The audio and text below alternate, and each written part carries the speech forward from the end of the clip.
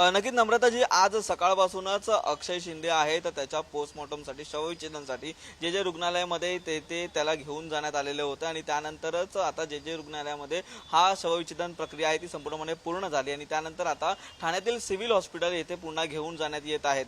Thane civil hospital येथून अक्षय शिंदे याच्या कुटुंबियांना हा जो मृतदेह आहे तो सुपूर्द करण्यात येईल, परंतु जर अक्षय शिंदे याच्या कुटुंबियांनी जर हा नकार दिला तर या ठिकाणी सिव्हिल हॉस्पिटलमध्ये अक्षय शिंदे याचा जो मृतदेह आहे तो ठेवण्यात येईल आणि त्यानंतर संपूर्णपणे आहे ती पोलीस ज्याप्रमाणे प्रक्रिया असते त्या प्रक्रियेचा अवलंब करून ती जी बॉडी आहे शवविच्छेदन केलेला संपूर्ण मृतदेह आहे तो त्या ठिकाणी कळवा हॉस्पिटलमध्ये ठेवण्यात येईल आणि त्यानंतर 15 दिवसांचा अवधी असतो, त्या प्रोटोकॉलनुसार 15 दिवसांच्या अवधीनंतर पोलीस आहेत ती वाट बघतील, परंतु तोपर्यंत ही वेळ येणार नाही। अक्षय शिंदे याचे कुटुंबीय ही मृतदेह आहे तो हातात देखील घेतील, परंतु ज्याप्रमाणे अक्षय शिंदे यांच्या घरच्यांचं म्हणणं आहे, ज्याप्रमाणे ते काल देखील माध्यमांच्या समोर येऊन बोलत होते त्याप्रमाणे आता अक्षय शिंदे याचा मृतदेह त्याचे घरातले त्यांच्या हाती घेत आहेत का हे पाहणं महत्त्वाचं ठरणार आहे। परंतु आपण ही जर दृश्य पाहिली तर आपल्याला या ठिकाणी ही दृश्य दिसतात, त्या ठिकाणी जी आता गाडी आहे ती गाडी ठाण्यामध्ये पोहोचलेली आहे आणि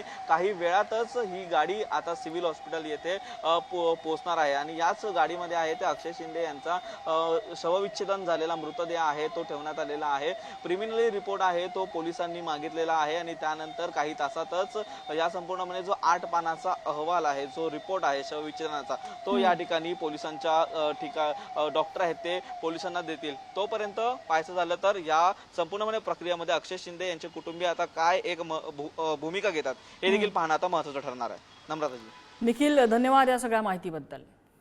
तर इकडे पोस्टमॉर्टम नंतर अक्षय शिंदेचा मृतदेह घेऊन मुंब्रा पोलीस कळव्याकडे रवाना झालेले आहेत। कळव्यातल्या छत्रपती शिवाजी महाराज रुग्णालयामध्ये हा मृतदेह नेल्यानंतर तिथून तो कुटुंबियांना सुपूर्द केला जाणार आहे।